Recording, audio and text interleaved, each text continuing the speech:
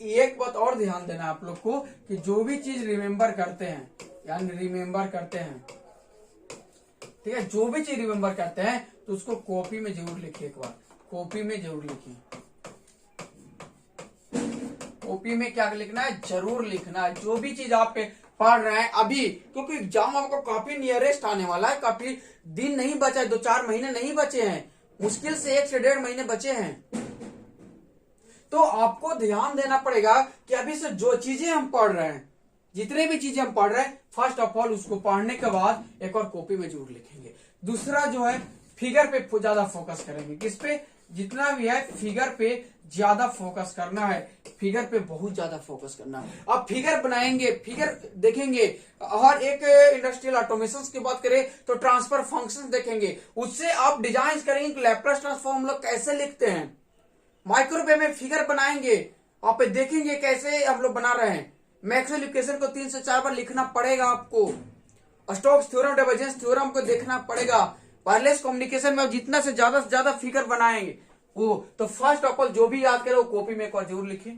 दूसरा फिगर बनाए। अब इतने के बावजूद कहीं भी दिक्कत होता है, कहीं भी दिक्कत होता है तो कॉपी में देखें। क्या कॉपी में देखें कि दिक्कत कहां पे आ रहा है, कॉपी में देखें कि दिक्कत कहां पे आ रहा है, और कॉपी में देखने के बाद फिर से क्या करें, इस बात को कॉपी में फिर से लिखें।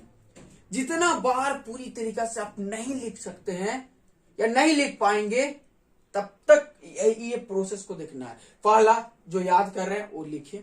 तो बिना प्रैक्टिस के नॉट पॉसिबल, भाई पॉसिबल ही नहीं है। आपको लगभग 90% सिलेबस खत्म हो चुके हैं, तो अब किसका वेट कर रहे हो, क्या का वेट कर रहे हो। अब वेट नहीं करना है, अब लग जाना है वो काम में। जितने भी क्वेश्चंस बताएगा उन सारे क्वेश्चंस पे फोकस करना है। तो अब फोकस करने का टाइम आ गया है, फोकस कीजिए आप लोग, ठीक है। तो आई होप मिलते हैं हम लोग आगे का वीडियो में। जो भी बचा हुआ है बहुत जल्द हम लोग उसको खत्म करने का ट्राई करेंगे। बहुत कम बचा हुआ है, उसको खत्म करेंगे। लेकिन फिलहाल आप ये बेट में न रहे कि सर सिलेबस खत्म करेंगे तो पढ़ना स्टार्ट करेंगे। बहुत बहुत बहुत ये आपके साथ गलत हो जाएगा, फिर मैं भी कुछ नहीं कर पाऊंगा बाद में। इसलिए अच्छे से बता रहे, अच्छे से आप लोग सुनिए, अभी से प्रैक्टिस करना स्टार्ट कर दीजिए। जितना पढ़े उतना ही जब प्रैक्टिस स्टार्ट कीजिए। अगर कोई स्टूडेंट 1 यूनिट पढ़ा है तो 1 यूनिट का प्रैक्टिस स्टार्ट कर दीजिए। अगर 2 यूनिट पढ़े हैं तो प्रैक्टिस के बाद अगर टाइम बचता है आपके पास तो आगे पढ़े, टाइम नहीं बचता है तो हम कहेंगे उसी को बार बार प्रैक्टिस करने का ट्राई करें। आप ये सोचिएगा कि अभी के टाइम में आप स्टार्ट करेंगे तो भाई जब प्रैक्टिस करने के दौरान आप क्लास स्टार्ट कीजिएगा, एग्जाम देने के टाइम आप प्रैक्टिस कीजिएगा क्या?